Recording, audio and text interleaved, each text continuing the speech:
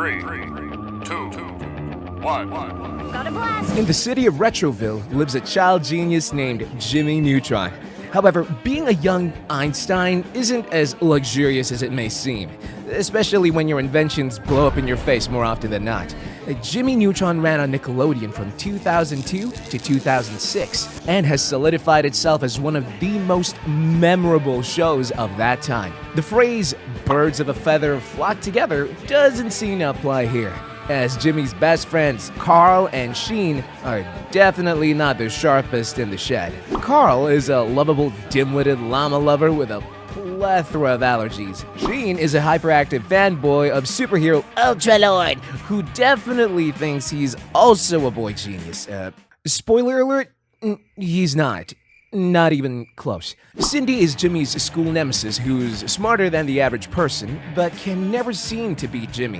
He and Jimmy's tumultuous dynamic is a result of their constant competition and also their suppression of their love for each other. Libby is Cindy's best friend with a sassy and fiery personality. Hugh Neutron is Jimmy's dad. Although his head is in the clouds most of the time, his heart is always in the right place. Judy Neutron is Jimmy's mother, and honestly, she seems to be the only sane person in the entire show. With personalities like these, there's never a dull moment. In fact, we've got plenty of chaos to look at today. It doesn't take a genius to hit that subscribe button, so make sure you do that now as we look into the craziest moments in Retroville.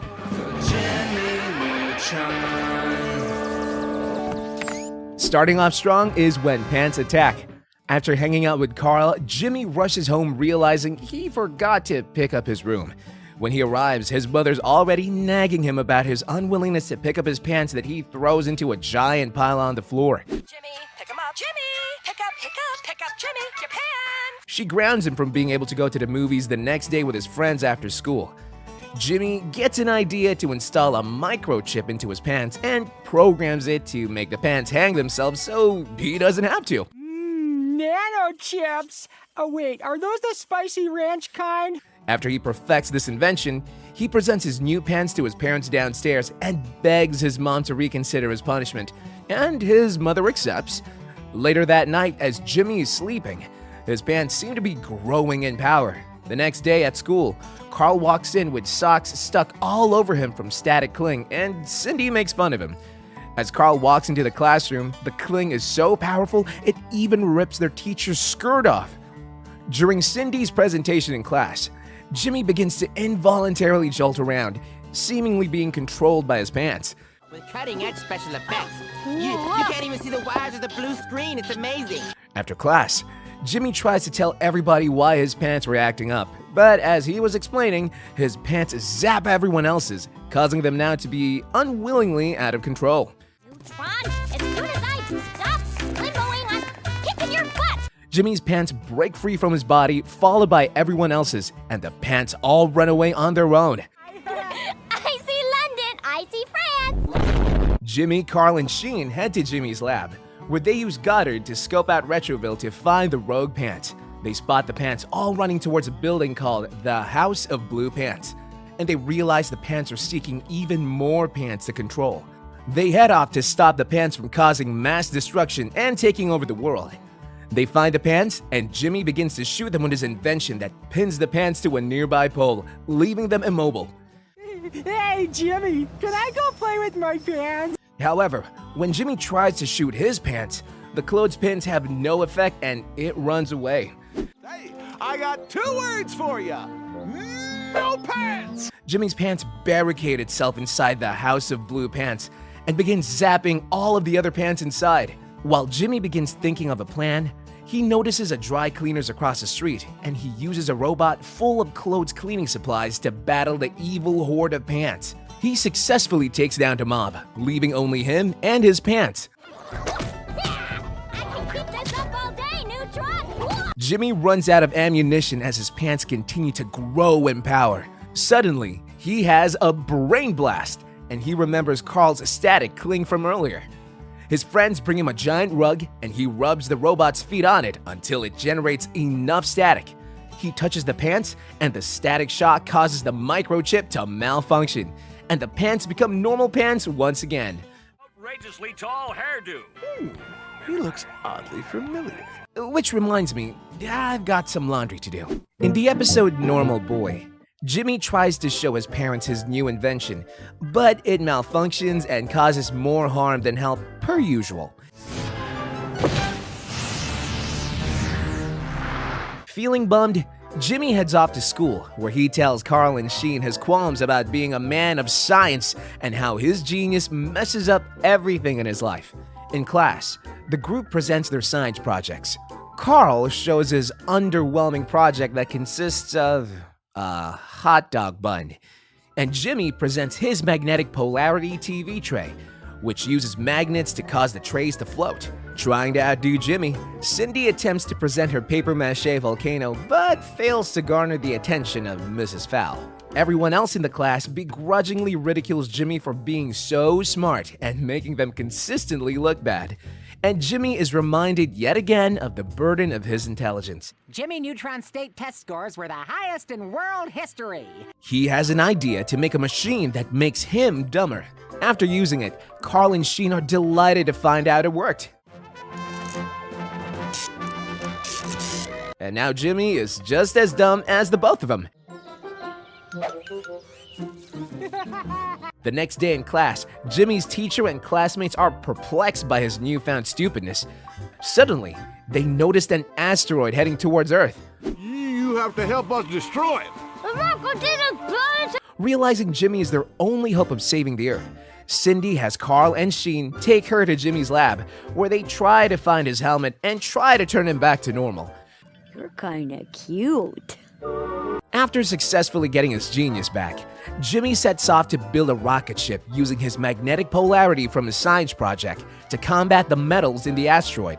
He sets off in his ship towards the asteroid and successfully drives it away, saving the Earth. Next is Birth of a Salesman.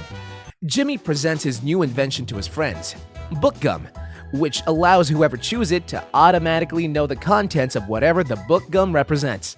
Oh, Ret! I don't know nothing about birthing no babies. The gum works as planned, but he warns them that chewing more than one at a time is dangerous.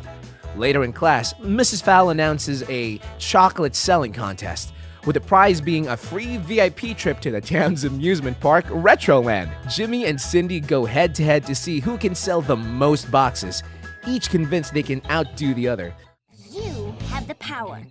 Eye of the tiger. However, as Jimmy tries to sell his chocolate, he finds that his intellectual and fact-heavy approach doesn't entice anyone into buying. Cindy, on the other hand, finds success through her untruthful approach to selling the candy. You buy some candy, you'll feel oh so dandy, so buy some candy today. Jimmy realizes that although he isn't a good salesman, he can just build one.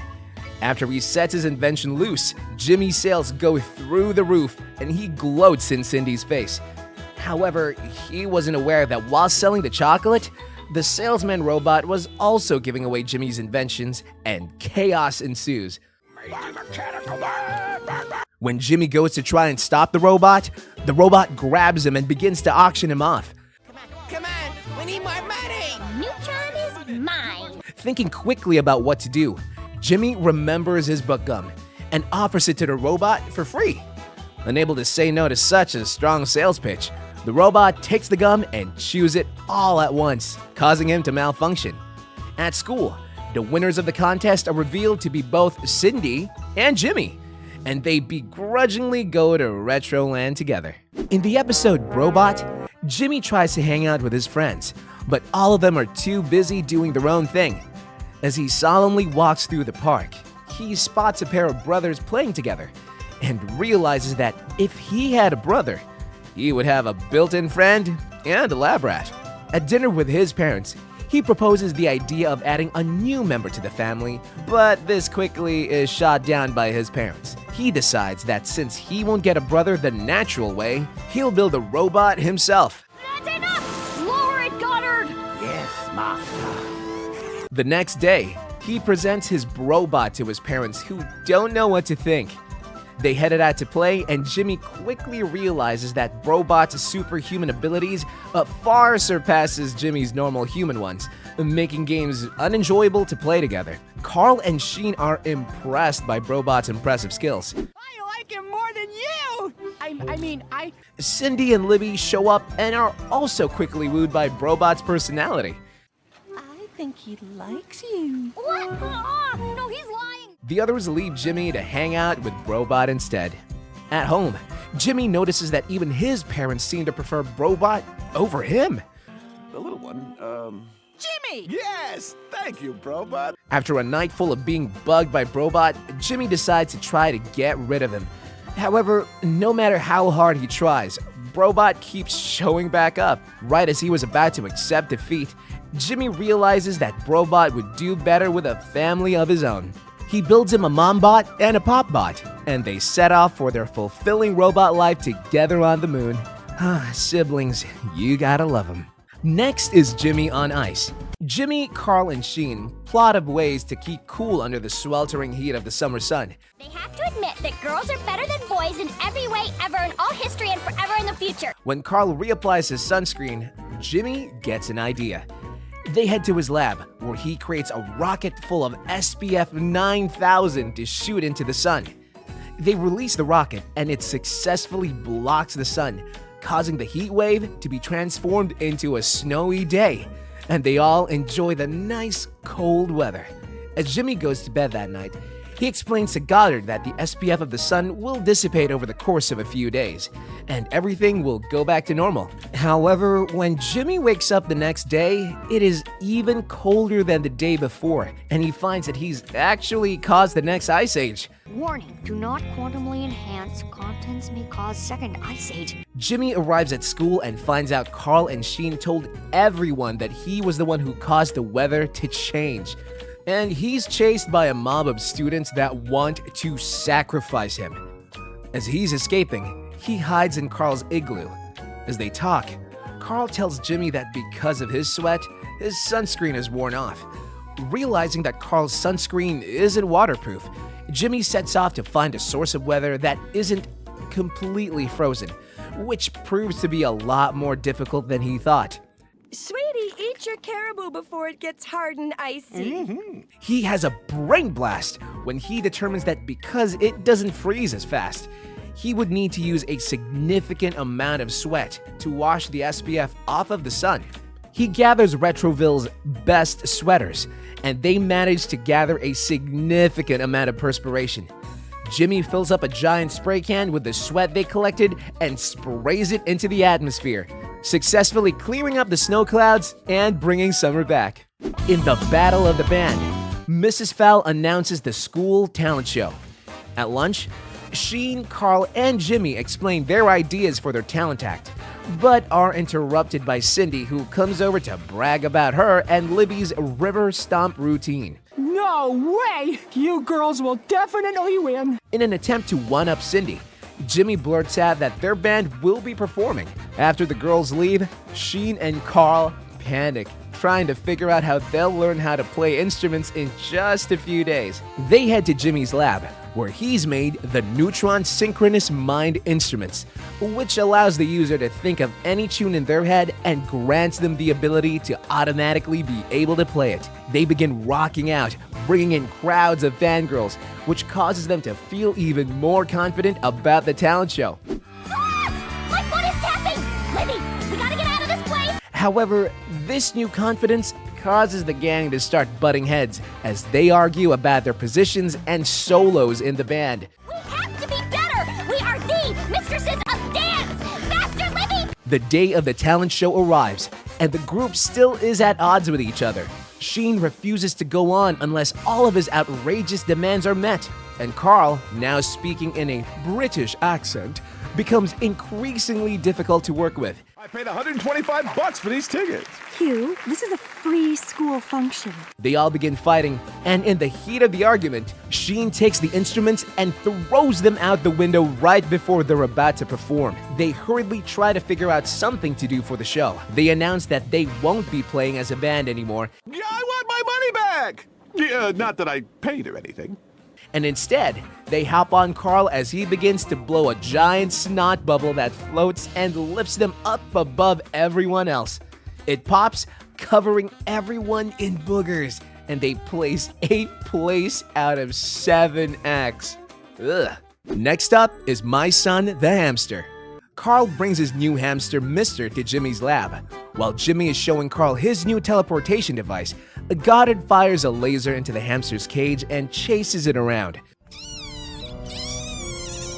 Jimmy goes inside one of the machines, and the hamster runs into the other. Carl accidentally presses a button, causing the machine to swap Jimmy's head onto the hamster's body, and the hamster's head onto Jimmy's body. Jimmy's dad comes to visit Jimmy to spend the day with him, and he walks off with the mutant Jimmy. Yeah, 1 twitch for yes, 2 twitches for no. Meanwhile, hamster Jimmy gets chased out of his lab by Goddard and runs into Carl and Sheen. He begs them to help him find Carl's hamster so that they can switch their bodies back. His friends agree, but Jimmy is quickly snatched up by a hawk. What a bunch of scaredy pigs. I tipped the front car. The hawk drops him in his nest, and Jimmy runs to a satellite dish to call for Goddard, who chases the bird away and finally realizes that the hamster is actually Jimmy. Perry taught me this one, so knuckleball. Ready? Goddard and Jimmy search for Jimmy's dad and the hamster and finally spot them.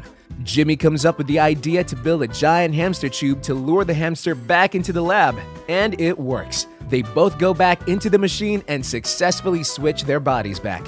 I just hate when I accidentally switch bodies with a rodent. It really just throws off my whole day.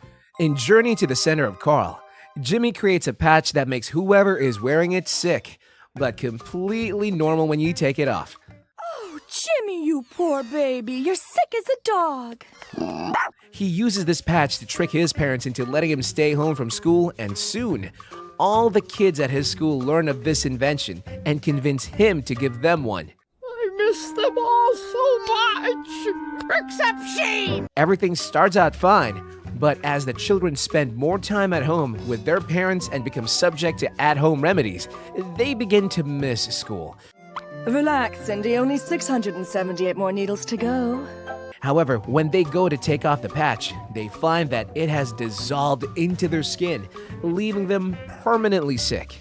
In order to get better, Jimmy must go into someone and extract the mitochondria of the virus to create a vaccine. Jimmy and Sheen decide to be the ones to shrink down and enter Carl's body.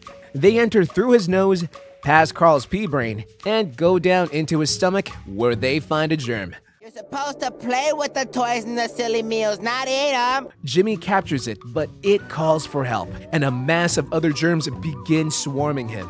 Jimmy instructs Sheen to cry since germs are attracted to saline, and while the germs are distracted, they successfully escape. Get out of here. Through the nearest exit. As they begin to make their exit, they are sneezed out by Carl, and they manage to make a vaccine to cure everyone. Honestly, when I remember that the mitochondria is the powerhouse of the cell, I feel like a child genius too. We meet one of the main antagonists in Professor Calamitus, I presume. After finding a half-eaten jelly donut, Mrs. Fowl realizes that one of her students, Finbar Calamitus, has returned to Retroville after disappearing for years out of his embarrassment over not being able to finish anything he starts, despite his scientific genius. While Jimmy is at school, a robot knocks on the door of his house and is let in by his father after telling him he's a chimney sweep. The robot asks to see Goddard and sprays gas all over Hugh, who passes out while Goddard is kidnapped. When Jimmy comes home, he panics when he realizes that Goddard has been taken. Jimmy flies off in one of his machines to search for Goddard and quickly locates where he's being kept. We'll sit tight here in the candy bar in case the guy who stole your dog comes in for a snack. Over. He sneaks in through an opening in the window and frees him. When they try to escape, the doors and windows become sealed shut. The robot emerges and introduces himself as Finbar Calamitus. and reveals his plans to trap Jimmy to make him his scientific slave to finish all of his inventions and Take over Retroville to get revenge on everyone who laughed at him. Calamitus complains about the lack of a bathroom in his robot suit and emerges to take care of business, revealing a stout old man. He shows Jimmy his disintegration machine, and Jimmy agrees to help him finish it. After some quick work, the machine is complete. and Jimmy uses it to disintegrate a hole in one of the walls to allow him and Goddard to escape. Calamitus gets back into his robot and follows them in hot pursuit. Jimmy and Goddard fly all around Retroville, but can't seem to shake him. Jimmy has a brain blast and remembers Calamitus never got a chance to use the bathroom. So he heads to the candy bar, where he makes sure all of the bathrooms are full and unusable. After being unable to relieve himself, Calamitus flies away, but promises he will return to get his revenge. Next up is Beach Party Mummy. After Carl's pet fish dies, Jimmy attempts to bring it back to life with his electro-life device, but fails. They arrive at school, hoping that it will take Carl's mind off of things. But Mrs. Fowl reveals that they're watching a 97-hour documentary about mummies and Egypt. Thank you. After being bored out of their minds, Jimmy comes up with a brilliant plan to take his friends to Egypt instead of being stuck in class. They make it to Egypt and search for the lost tombs. After hours of searching and no luck, they decide to make light of the situation and have an Egyptian beach party. We're gonna surf till the pharaoh takes our surfboards away now. But their festivities are quickly cut short by a sandstorm. When the dust settles, they realize that the storm has revealed the lost tombs, and they decide to explore it. As they go deeper into the tomb, they find ancient drawings of an Egyptian goddess who bears a striking resemblance to Libby. Had a VCR but wanted a DVD, and the god sent munchkins to hypnotize. They find hieroglyphics on the wall stating that whoever disturbs the tomb will suffer a terrible curse, but they remain unfazed and continue exploring. While leaning against the wall, Carl accidentally discovers a hidden door and becomes separated from the group. The rest try to reach him, but are unable to figure out the door, and Carl finds himself surrounded by snakes. Jimmy finds spice jars and concocts an explosive mixture to blow the wall open and save Carl. They find the Queen's burial chamber, where Carl gets startled by mummies and runs into Jimmy, causing him to drop his torch. Carl remembers an electro-life thingy of Jimmy that he has and powers it up to give him some light and relight the torch. The electricity shoots out from the device and flows through the mummies, making them come to life. The mummies begin to chase them, Hey, guys! I'm related to your queen. and the kids find themselves at a dead end. They hide to buy themselves some more time, and Jimmy has the idea to dress Libby up as the queen in order to trick the mummies into obeying her commands. Yo, dead guys! Your queen orders you to cool it. The mummies are tricked by her appearance, and she commands them to sleep for 10 trillion more years. Jimmy realizes that he shouldn't alter life and death, and decides to leave his electro-life device in the tomb forever. The gang heads back to school, and Carl runs back to Jimmy's lab to find that his fish had come back to life after all. I hate to admit it, but I guess that was a pretty cool adventure, Neutron. Jumping into season 2, we have Jimmy for president. Mrs. Fowl announces that it's time to hold an election for the new class president. And Jimmy, Libby, Sheen, and the new transfer student, Balby Stronganovsky, try to run for president. They all announce their ideas for their presidency to the school, including Bulby's idea to integrate his unique cultural dance into everyday lives. If I'm elected, I promise you 15 minutes of funk every day. They make their way around their neighborhood to campaign, and Carl, who's easily swayed by each candidate, struggles to find where his loyalties lie. In order to get his vote, Cindy, acting as Libby's campaign manager, bribes him with money. When Sheen approaches Carl, he threatens to blackmail him with an embarrassing photo of him unless he votes for him. 1, she's a female. 2, she's not a boy. And 3, and most importantly, she's a girl. Then Jimmy asks him to vote for him since they're best friends, leaving Carl even more distressed. Slap, slap, slap, clap, clap, clap. After analyzing his stats, Jimmy realizes he's ranking dead last and needs to change his campaign approach. He decides to go the complete opposite way. ditching his scientific talk for a giant spectacle performance by scantily clad women. When the results are announced, it's revealed that Libby and Sheen are tied, but soon they realize that a vote is missing. Carl admits he didn't vote, and he's pressured to make his decision. He goes to fill out his ballot, but instead breaks down in front of everyone, revealing Libby's bribery, Sheen's blackmail, and Jimmy's manipulation. The staff decides that all of the candidates besides Bulby engaged in unethical campaign practices, so he is crowned the winner. Hashtag slap slap slap, clap clap clap. In Sheens Brain, Sheen horrifically bombs his history test, and Mrs. Fowl warns Sheen that if he fails his math test the following day, he will be held back. That's what it says in the Ultralord website. Wait, didn't you write the Ultralord website? Jimmy and Carl, determined to help Sheen pass, attempt to help him study. However, after multiple failed attempts at getting Sheen to focus, they realize that his stupidity is not something you can fix overnight. And Jimmy has the idea to adjust one of his inventions to possibly give Sheen a higher IQ. After using the helmet, Sheen becomes a genius, and they all celebrate.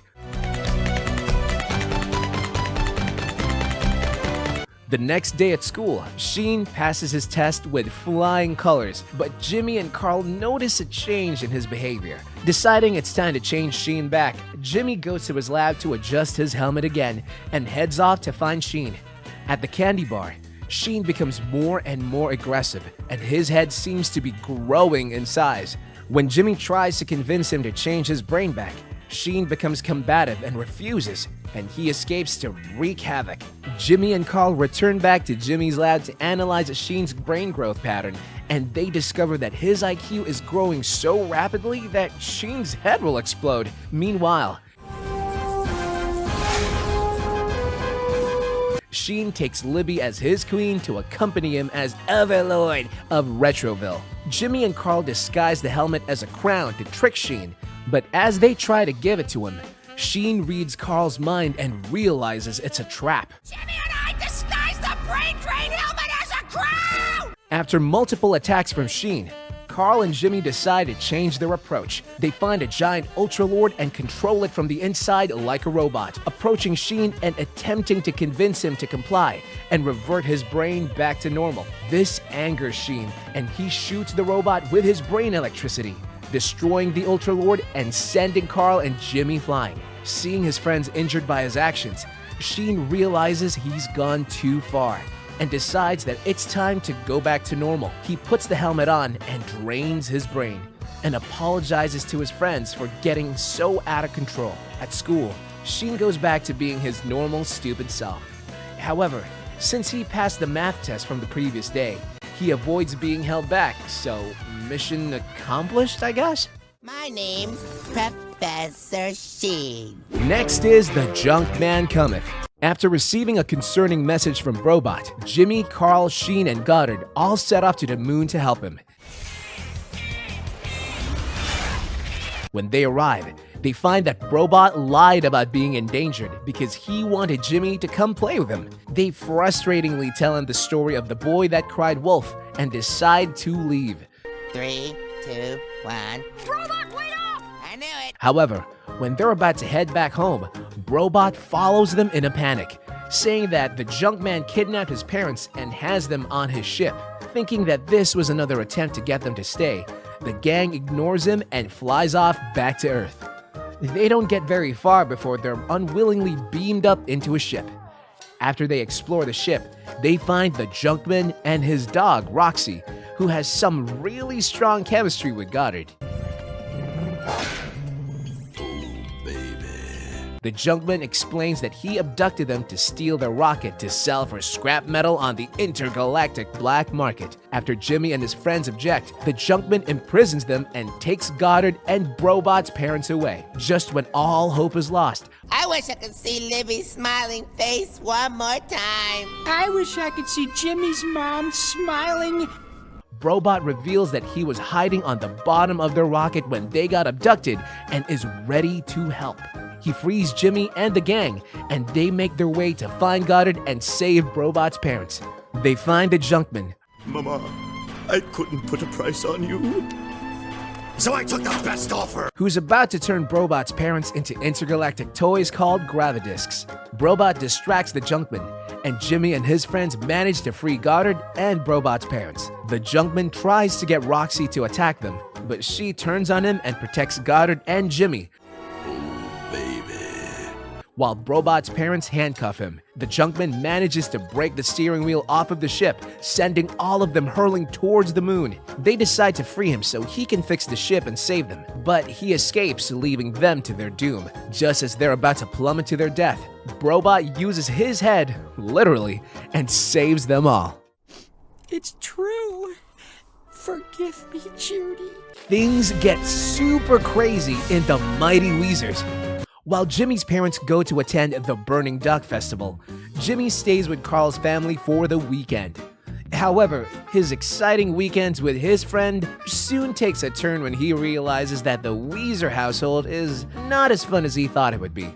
Because of their comprised immune system, numerous allergies, and food restrictions, Jimmy is subjected to extreme sanitation protocols and disgusting mush for meals. Later that night, he tosses and turns, unable to sleep due to the heavy snoring that shakes the entire household. Jimmy escapes to his lab to create a super health pill to cure the Weezers of their ailments for the weekend, just enough to make his stay there enjoyable. He feeds the pill to each of them as they sleep, and by the morning, they wake up with superhuman capabilities. Delighted by their new abilities, the Weezer family gallivants around Retroville, engaging in dangerous activities. Jimmy becomes worried that the effect of the pill will wear off while they're doing something crazy, and that they'll hurt themselves. So he asks Sheen to accompany him as he tries to stop them. Jimmy tries to explain that their new abilities are only temporary, but the Weezers ignore him and instead decide to climb Mount Incredibly Unstable, which also happens to be where the Burning Duck Festival is taking place. The Weezers take off towards the mountain, and Jimmy and Sheen follow close behind in Jimmy's hovership. The Weezers manage to successfully climb the mountain, but as they begin their trek down, the effects of the pill wear off and they immediately start to panic. Like the name implies, the incredibly unstable mountain begins to collapse, and Jimmy manages to save the family just in time. The debris continues to hurtle towards the festival, and Jimmy realizes that if he doesn't stop it, his parents will be crushed. As Jimmy attempts to save his parents, he fails to exert enough power to stop the rocks. As more and more dust continues to be stirred up, the Weezer family begin to fall into an aggressive sneezing fit. The power from their sneezes, along with Jimmy's efforts, combine to successfully stop the debris from crushing the attendees of the festival. In the end, although the Weezers return to their normal, fragile state, they prove to be heroes after all. That's how I start acting when I remember to take my multivitamin once every 2 weeks, so I get it. Kicking off Season 3, we're looking at Lights, Camera, Danger. Jimmy and his friends see an advertisement promoting a contest to write a screenplay that'll be directed by movie director Quentin Smithy. If you can read this sign, you too can write a movie. When discussing their plans to enter, Jimmy's friends make fun of his lack of creativity.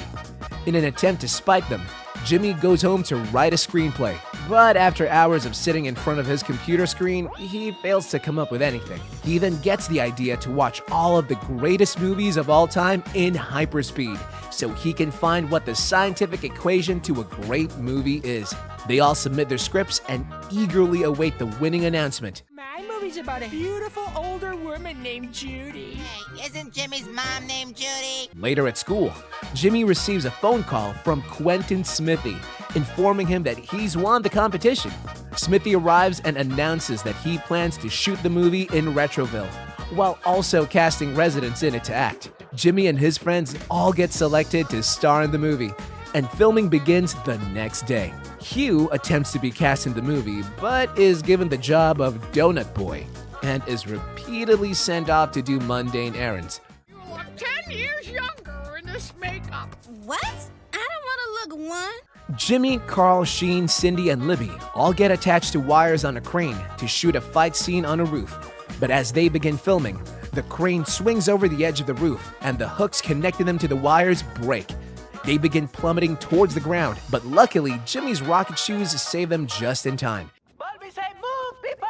Time is the money! They continue filming at an amusement park on a roller coaster. But as the scene progresses, they notice that the tracks are broken and they're about to fly off the ride. They all manage to jump off and land safely. Oh, are you okay? Oh man, I'm so sorry. Heads will roll. Well, see you tomorrow. Bring smiles! They begin to have doubts over the validity of Quentin Smithy and the project's safety. But Jimmy begs his friends not to quit his movie. Unbeknownst to them, Quentin Smithy is actually revealed to be Professor Calamitus, who is seeking revenge and planning to destroy Jimmy and his friends. The following day, they resume filming, this time working on a big musical number.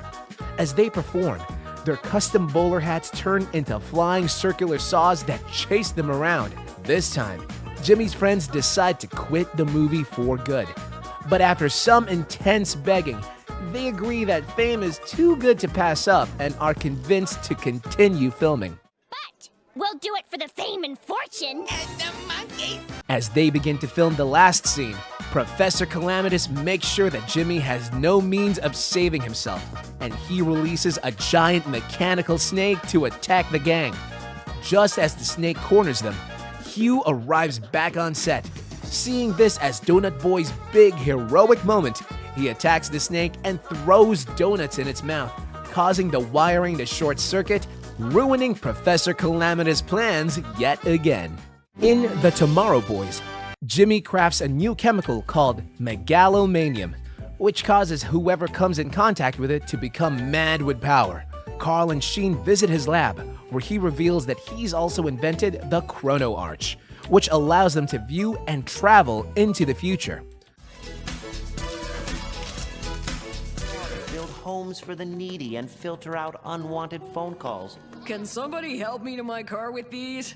Before they eagerly travel to explore their amazing lives 15 years into the future, they have to drop off presents at Libby's birthday party. Jimmy asks Carl to wrap his present for Libby, but Carl accidentally grabs and wraps the megalomanium instead. They drop off the presents and rush back to the lab to use the Chrono Arc. However, when they arrive in the future, it's nothing like what they had seen before. Hey, it looks like I'm famous. Instead of the savvy, futuristic utopia, Retroville has turned into a dystopian regime ruled by an evil dictator who turns out to be Libby. After being caught on the streets without permission, a robot cop tries to catch them, but they escape. My mom says we should trust policemen. They brainstorm how the future could have changed so drastically and realize that Libby was accidentally gifted megalomanium, which caused her to become the dictator of the future. In order to prevent this future from happening, they determined they must go back to the present day and stop her from getting the present. So they begin their search for Jimmy's lab. Well, maybe this is a fingerprint analyzer.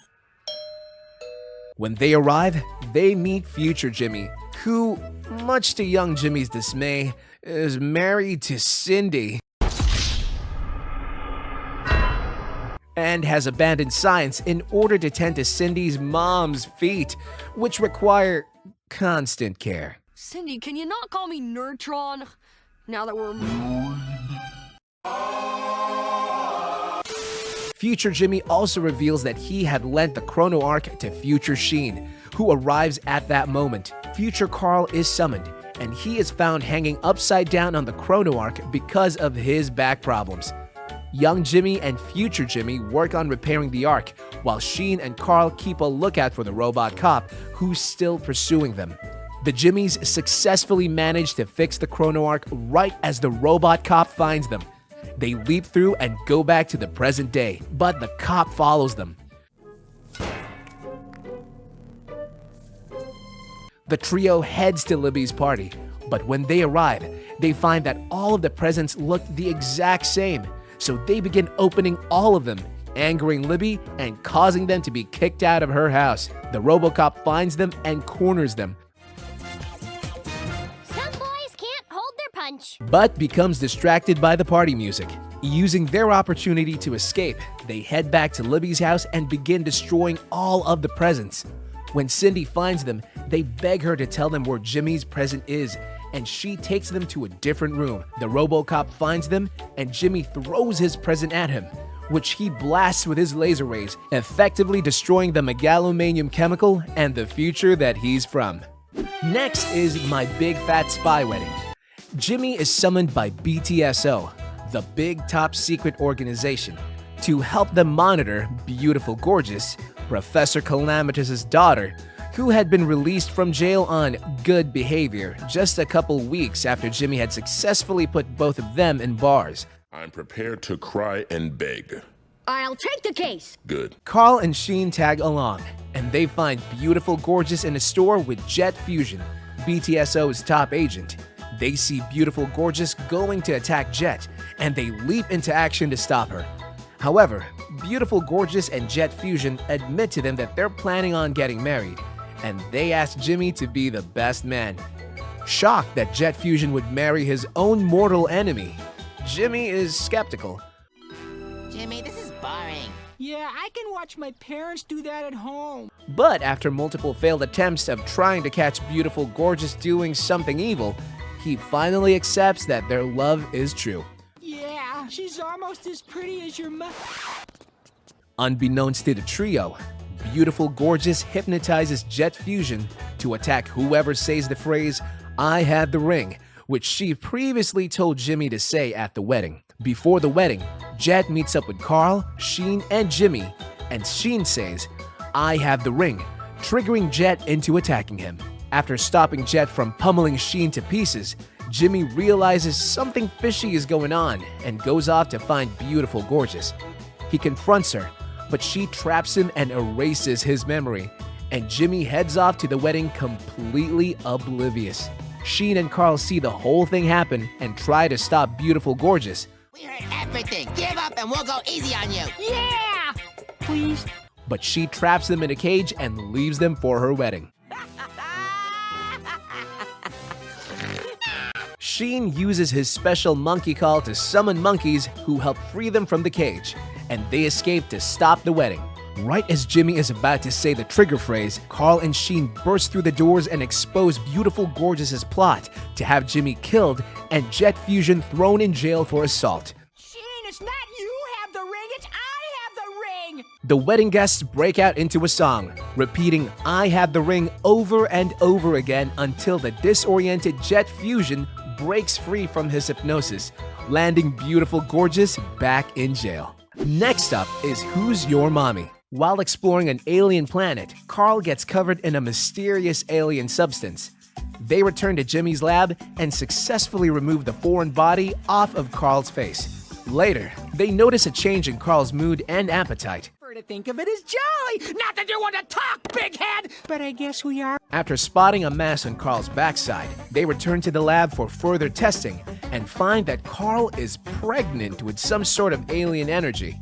Instead of fearing for his own safety, Carl embraces motherhood with open arms and decides he wants to keep the alien and raise it as his own, despite Jimmy's frantic attempts at convincing him otherwise. Carl's, baby bump begins to become larger and more prominent, and the girls invite him over to throw him a baby shower. We also got the 20-leg expansion pack in case it's born with more. Jimmy spots a giant alien flying through the sky and realizes that it's the mother of the alien baby inside Carl and tells Sheen to distract Carl while he figures out a way to get rid of it. My counselor was right. All I needed to curb my anger was a hobby. Right when Jimmy is about to electrocute the giant alien, Carl stops him, realizing that the baby would be with its true mother. Carl quickly delivers it and sends it on its way. Carl then goes on to write the wildly successful book, What to Expect When You're Expecting. I'm kidding, but he definitely would have. In Flippy, Hugh picks up the hobby of ventriloquism to present to Jimmy's class for career day. But Jimmy is afraid of his dad embarrassing him. Not so good. Some bees tried building a nest in me this morning. No, really? In an effort to try to improve his dad's jokes, Jimmy implants a funny chip into Flippy, his dad's puppet. The chip's function is to connect to the brain of whoever is controlling the puppet in order to make their jokes funnier. The next day, Hugh arrives at Jimmy's school and performs amazing jokes, and everything goes successfully. Can't you just smell the learning? Wait a minute, that's Butch! Later that night, Flippy begins to function on his own, and by the morning, he has begun to drain Hugh's brain. Jimmy discovers that Flippy is using his dad to become sentient until he can be fully mobile on his own. Carl, Sheen, and Jimmy try to stop him. You're selling Neutron's telescope for $0.25? I'll give you a nickel. A dime! Done! Done! But he becomes too powerful and escapes in a car with Jimmy's dad. The trio rushes to find them and save Hugh.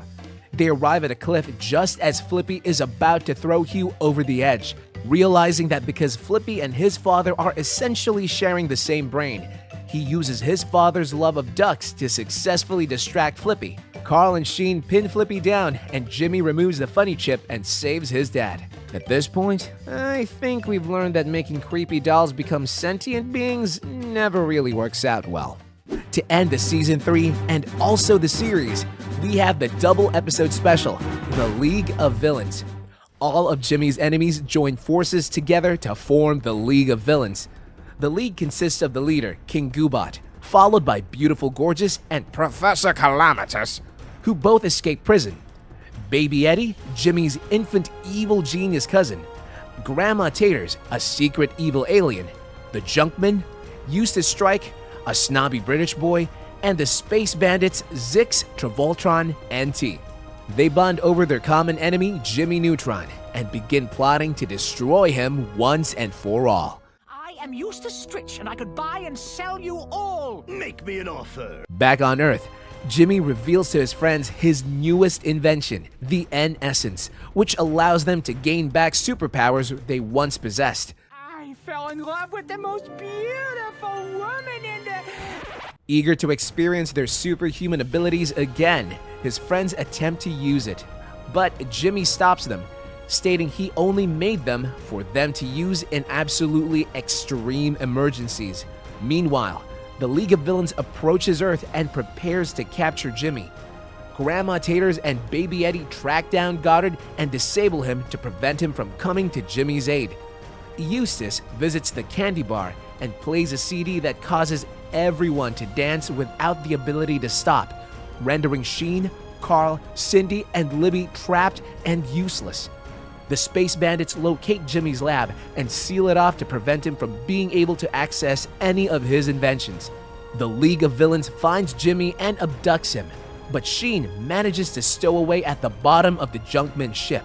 Libby breaks the boombox and frees the rest of them from the dancing spell. You're the one who fell. I tripped to save us, you little twerp. Don't call me out. On the ship, King Goobot reveals that the villains are putting Jimmy on trial for blocking the spread of evil and ruining their diabolical schemes. Professor Calamitus, Beautiful Gorgeous, Zix, Travolta, and T! How come he said my name last? The jury finds Jimmy guilty, but right as they're about to sentence him, Sheen bursts through the doors to save Jimmy, but fails miserably and both of them are imprisoned. While trying to figure a way out, Jimmy realizes that they can contact Carl and asks T to borrow his electropad to write out their wills while the rest of the villains plot on how they'll do away with Jimmy. Mount his head on a wall. Barbaric! Let's eat him! Oh, now you're just being disgusting. Sheen and T talk about the unfair treatment T receives from the other villains and start to bond, but Jimmy disapproves of Sheen's fraternizing. Dear Diary, Jimmy's mom looked breathtaking today in her green summer dress. Jimmy manages to get in contact with Carl and tells him to get Cindy, Libby, and the N-Essence and try to fly to the Junkman ship on Jimmy's rocket. 1, 7, squiggly line. Carl haphazardly grabs the essences Why does Neutron have a picture of Betty Quinlan in his lab? and also accidentally grabs the pheromone 976J, aka the love potion, and the rest of the group sets off to save Jimmy.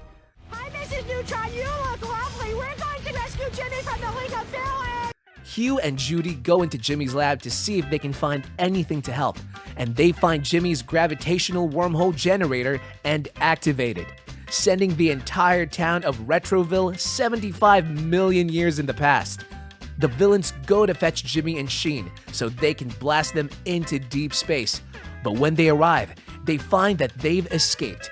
T takes Jimmy and Sheen, and they all pile into a pod and escape the Junkman ship, just as Jimmy's other friends arrive. Yep, that's them all right. Carl's talking, Libby's rolling her eyes, and Cindy's driving. The villains fire a missile at Jimmy's rocket, and his friends begin to plummet towards a random planet. I found another photo of Betty Quinlan. What is he obsessed? And Jimmy turns their pod around to save his friends. Meanwhile, the people of Retroville try to adjust to their new prehistoric lifestyle. What do you got, Sam? Rock burgers, rock dogs, and rock lobster with a side of rock. Jimmy and his friends reunite, but are interrupted by the League of Villains. T, you broke my heart. I'm gonna break your face. And the gang each take the essence to gain their powers back. But since Carl mixed up which one belonged to who, they struggle to effectively use their powers to their advantage. The villains take this opportunity to blast Jimmy and his friends into a deep crater. Right as the Junkman is about to smash them all with a boulder, Jimmy uses the love potion to make the Junkman and beautiful Gorgeous fall in love, which distracts all the villains and allows them all to escape. Holy smoke! Oh my! Get off! I want to see! When they re-enter Earth's atmosphere, they're sucked into the giant wormhole that's over Retroville. Jimmy begins working to try to get them back to the present day, while the rest of the group uses their powers to fend off the dinosaurs. Oh, Jimmy, you're safe! I'm safe too, Mrs. Neutron. Dad, what happened here?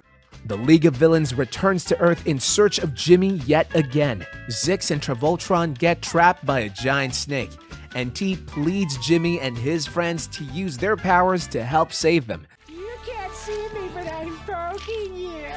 Grateful for their help, Zix and Travoltron also join Jimmy's side. Their superhero powers begin to wear off, so they quickly work on taking care of the wormhole. Jimmy shoots the evil members of the League of Villains with a force field right as they fix the wormhole, leaving them in the past to fight off the dinos, while Jimmy and his friends return to the present day. I'm guessing the League of Villains will have their hands full for quite a while. With that grand finale, it's time to say farewell to our friends in Retroville. Jimmy gets Cindy. She gets Libby. And you know what I get?